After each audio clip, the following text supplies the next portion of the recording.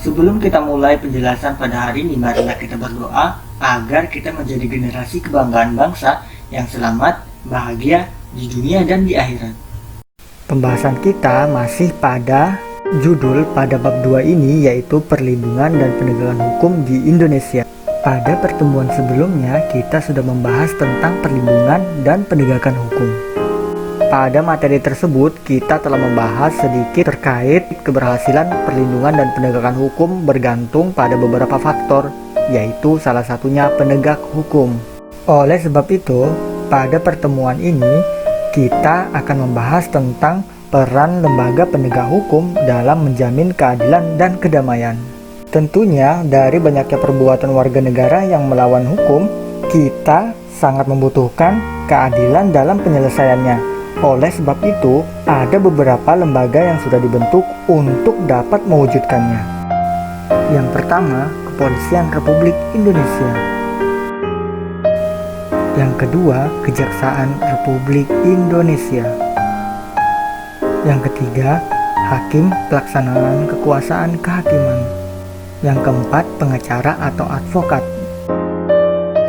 Yang kelima, KPK atau Komisi Pemberantasan Korupsi. Pembahasan yang pertama yaitu peran Kepolisian Republik Indonesia.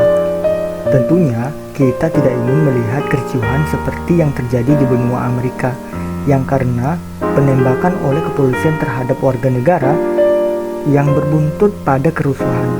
Harusnya peran kepolisian seperti mengatur lalu lintas, memberantas penyebaran narkoba, terorisme, pencurian, dan lain sebagainya tidak dibarengi dengan perbuatan yang arogan dan harus sesuai dengan standar operasional pelaksanaan dalam menjalankan tugas.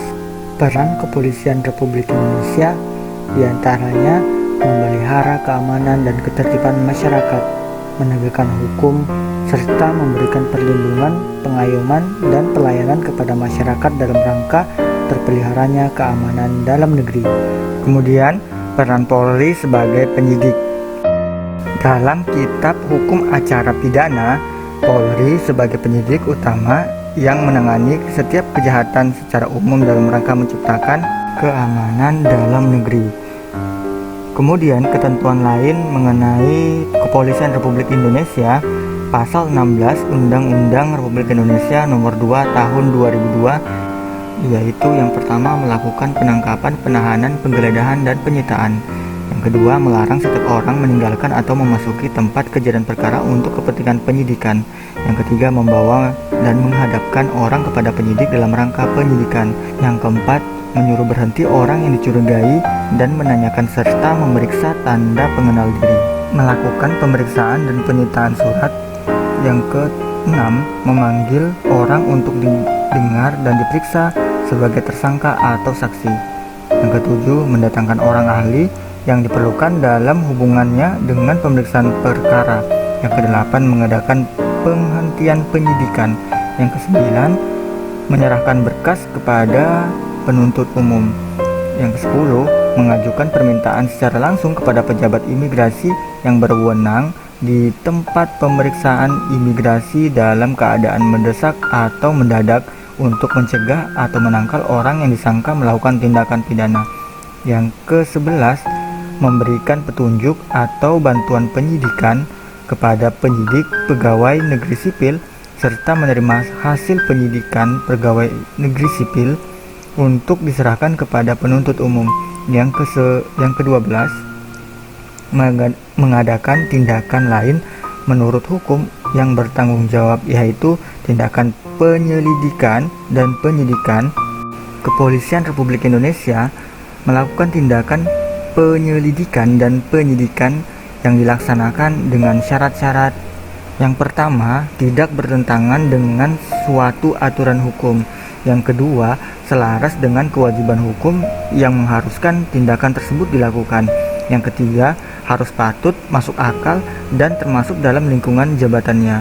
Keempat, pertimbangan yang layak berdasarkan keadaan yang memaksa. Yang kelima, menghormati hak asasi manusia. Selanjutnya, peran Kejaksaan Republik Indonesia. Kejaksaan Republik Indonesia adalah lembaga negara yang melaksanakan kekuasaan negara khususnya di bidang penuntutan. Penuntutan merupakan tindakan jaksa untuk melimpahkan perkara pidana ke pengadilan negeri yang berwenang dalam hal dan menurut cara yang diatur dalam undang-undang dengan permintaan supaya diperiksa dan diputus oleh hakim di sidang pengadilan. Penuntutan terhadap pelaku pelanggaran pidana dinyatakan bersalah apabila memenuhi unsur tindak pidana, didukung dengan barang bukti dan minimal 2 orang saksi. Keberadaan Kejaksaan Republik Indonesia diatur dalam Undang-Undang Republik Indonesia Nomor 16 Tahun 2004 tentang Kejaksaan Republik Indonesia. Kejaksaan Republik Indonesia sebagai lembaga negara yang melaksanakan kekuasaan negara di bidang penuntutan harus melaksanakan fungsi, tugas, dan wewenangnya secara merdeka terlepas dari pengaruh kekuasaan pemerintah dan pengaruh kekuasaan lainnya. Tugas dan wewenang kejaksaan dapat dikelompokkan menjadi 3 bidang. Yang pertama di bidang pidana, yang kedua di bidang perdata atau tata usaha negara, yang ketiga di bidang ketertiban dan ketentraman umum. Tugas dan wewenang kejaksaan di bidang pidana, yang pertama melakukan penuntutan, yang kedua melaksanakan penetapan hakim dan putusan pengadilan yang telah memperoleh kekuatan hukum yang tetap. 3. Melakukan pengawasan terhadap pelaksanaan putusan pidana bersyarat, putusan pidana pengawasan, dan putusan lepas bersyarat. Yang keempat, melakukan penyidikan terhadap tindak pidana tertentu berdasarkan undang-undang. Yang kelima, melengkapi berkas perkara tertentu, dan untuk itu dapat melakukan pemeriksaan tambahan sebelum dilimpahkan ke pengadilan yang dalam pelaksanaannya dikoordinasikan dengan penyidik. Yang kedua pada bidang perdata dan tata usaha negara. Kejaksaan dengan kuasa khusus dapat bertindak baik di dalam maupun di luar pengadilan untuk dan atas nama negara atau pemerintah. Yang ketiga dalam bidang ketertiban dan ketentraman umum. Tugas dan wewenangnya yaitu peningkatan kesadaran hukum masyarakat. Yang kedua, pengamanan kebijakan penegak hukum. Yang ketiga, pengawasan peredaran barang cetakan. Yang keempat, pengawasan aliran kepercayaan yang dapat membahayakan masyarakat dan negara. Yang kelima, pencegahan penyalahgunaan dan atau penodaan agama. Yang keenam, penelitian dan pengembangan hukum serta statistik kriminal. Yang ketiga, peran hakim sebagai pelaksana kekuasaan kehakiman. Di Indonesia, perwujudan kekuasaan kehakiman diatur sepenuhnya dalam Undang-Undang Republik Indonesia Nomor 48 Tahun 2009 tentang kekuasaan kehakiman, yang merupakan penyempurnaan dari Undang-Undang RI Nomor 4 Tahun 2004 tentang kekuasaan kehakiman. Berdasarkan undang-undang tersebut, kekuasaan kehakiman di Indonesia dilakukan oleh Mahkamah Agung. Pada undang-undang tersebut disebutkan juga badan peradilan yang berada di bawah Mahkamah Agung. Yang pertama peradilan umum, yang kedua peradilan agama, yang ketiga peradilan militer, dan peradilan tata usaha negara, serta sebuah mahkamah konstitusi. Hakim adalah pejabat peradilan negara yang diberi wewenang oleh undang-undang untuk mengadili. Mengadili merupakan serangkaian tindakan hakim untuk menerima, memeriksa, dan memutus perkara hukum berdasarkan asas bebas, jujur, dan tidak memihak di sebuah sidang pengadilan berdasarkan ketentuan perundang-undangan. Selanjutnya, peran advokat dalam penegakan hukum. Advokat adalah orang yang berprofesi memberi jasa hukum baik di dalam maupun di luar pengadilan. Jasa hukum yang diberikan berupa memberikan konsultasi hukum, bantuan hukum, menjalankan kuasa, mewakili, membela, mendampingi, dan melakukan tindakan hukum. Keberadaan advokat sebagai salah satu penegak hukum diatur dalam Undang-Undang Republik Indonesia Nomor 18 Tahun 2003 tentang advokat. Untuk menjadi seorang advokat ada syarat-syarat tertentu yang diterapkan di Indonesia. Yang pertama, warga negara Indonesia. Yang kedua, bertempat tinggal di Indonesia. Yang ketiga, tidak berstatus sebagai pegawai negeri atau pejabat negara. Yang keempat, berusia sekurang-kurangnya 25 tahun, kemudian berijazah sarjana, berlatar belakang pendidikan tinggi hukum.